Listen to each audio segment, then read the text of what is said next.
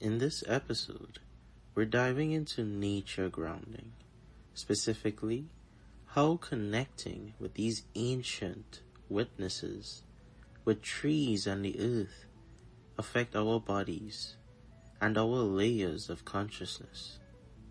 This isn't just about walking bare feet or hugging a tree. It's about understanding how physical contact with nature can shift our biology, our emotions, our mental clarity, and even our spiritual awareness. Let's break it down layer by layer. When we ground, whether standing barefoot on soil, touching a tree, or sitting in a forest, our bodies start to regulate. Studies show that grounding can reduce inflammation, balance cortisol levels, and improve your sleep. It's partly due to the exchange of the electrons from the earth, which helps neutralize excess positive charge in the body. Trees play a unique role here. They're rooted in the earth and constantly exchanging energy with their environment. When we're near them, especially in stillness, our own bioelectric field starts to sync with theirs. It's subtle, but it's measurable. Beyond the measurable physical effects, grounding also has a calming effect. It activates that parasympathetic nervous system, the part responsible for rest and recovery. That means slower breathing, reduced anxiety, and more emotional stability. Being around trees adds another layer. There's something about their stillness, their age, their rootedness that helps us feel held. It's not just psychological, it's physiological. Our heart rate slows and our body starts to feel safe. You ever notice this? That safety allows us emotions to move through us without overwhelming. And when we feel that emotional stability, it opens a path to mental clarity. Nature grounding improves cognitive function. People report better focus and clearer thinking and even more creativity after spending time in natural environments. It's not just the break from screens, it's the actual sensory input from nature that helps reset the brain. Trees, again, are powerful here. Their structure, the way branches extend, the patterns of leaves, mirrors the way our thoughts branch out. When we're grounded near trees, we often find that scattered thoughts start to organize, ideas begin to connect, and decisions become clearer. Let's pause here and shift into a different kind of seeing. Picture yourself standing in front of a tree, not just looking at it with your eyes, but sensing it through the eye of truth, the Agna Center. That space between your brows, where perception goes deeper than sight. Now, tune in.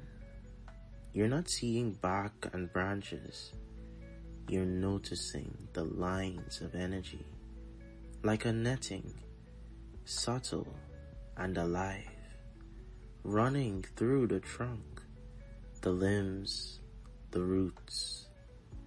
It's not visible in the usual way, but you feel it, like a quiet voice.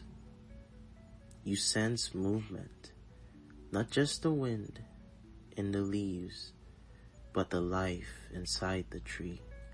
the bugs crawling through its back, the birds nesting in its arms, the way the leaves respond to the breeze like they're listening. Everything is connected. Every part of the tree is in communication with the earth, the sky, and with you. This isn't imagination, it's perception. It's what happens when you stop trying to see and start letting yourself feel. Stay with that for a moment. Let your awareness rest in that netting of energy. Let it show you what's alive, what's moving, what's speaking. That's the tether. That's the connection. And it's always there, if you're willing to look with the right eye. It's when we tap into that connection that the real magic begins to happen. When we train our perception to feel that netting of energy, that deep, alive connection, we're tapping into an instant connection that our logical mind isn't yet trained to perceive. As you release your tension and open your awareness, you feel every connection surge through you. This is a direct link to consciousness itself, which you may perceive as the universe or God. This guidance isn't coming from you as a separate person. The intelligence you receive isn't a whisper from your ego. It's the intelligence of the entire system speaking through you. And this is where we touch on a core spiritual truth, Anatta, the Buddhist principle of non-self. When we feel truly grounded, truly tethered to the trees and the earth, the illusion of separation begins to dissolve. We realize we are not a fixed, separate self, but a dynamic, interwoven part of a living system. This is where grounding becomes more than just a wellness practice. It becomes a doorway. When we're physically grounded, emotionally regulated, and mentally clear, we're more open to subtle awareness. We start to feel connected, not just to nature, but to something larger. Trees are often seen as symbols of spiritual connection. They link the earth and the sky. Their roots go deep, and their branches reach wide. When we ground near them, we're reminded of our own place in that vertical axis rooted in the body, reaching through the mind and opening into awareness.